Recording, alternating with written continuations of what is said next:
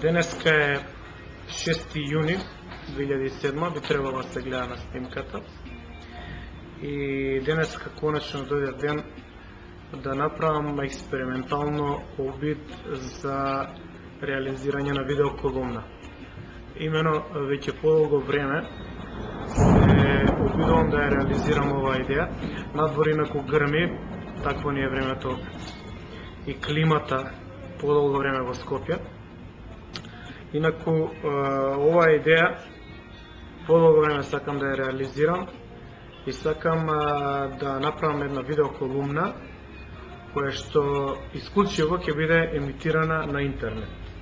Зашто е тоа така?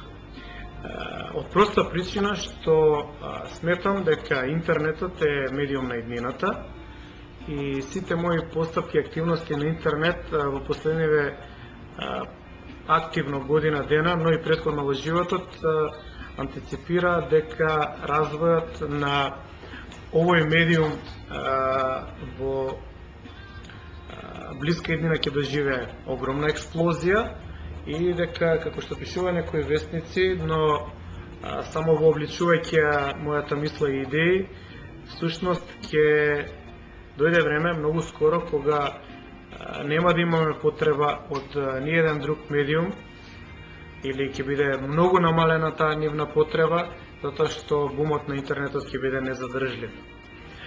Многу е битно кога се зборува за видеоколумна, кој што најверојатно ќе биде дистрибуирана на повеќе видеоканали, но во почетокот ексклузивно на YouTube, на мојот канал, што станува збор за двонасочна релација. Значи, за разлика од класичните медиуми, какви што се телевизија, радио и печатените медиуми, информирањето, односно комуникацијата е во една насока.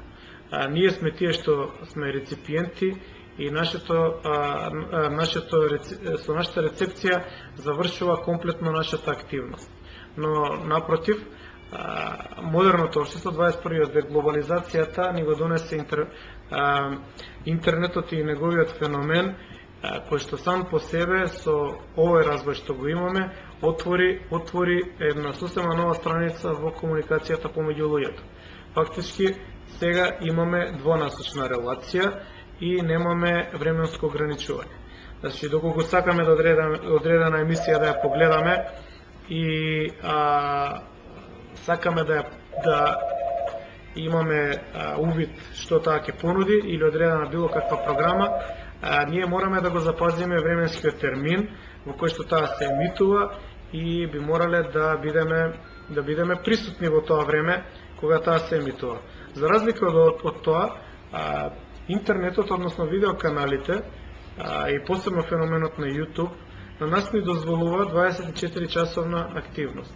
Значи, секој реципиент може кога сака да пристапи, колку сака да биде присутен, да го комплетно да го контролира времето на гледањето, да го контролира материјалот што го гледа и може да го коментира. Значи, имаме онаа релација втора која што до сега недостасуваше. Бидејќи пледирам, односно настапувам за публика која што има своје мислење, која што има повисок интелектуален потенцијал и публика која што е авангардна, затоа што во почетокот нема потреба да објаснувам колку е мала бројката на сите оние што го користат интернетот во Македонија. Значи, станува збор за мала публика, но без разлика на се, не станува од моја страна, нема потреба од масово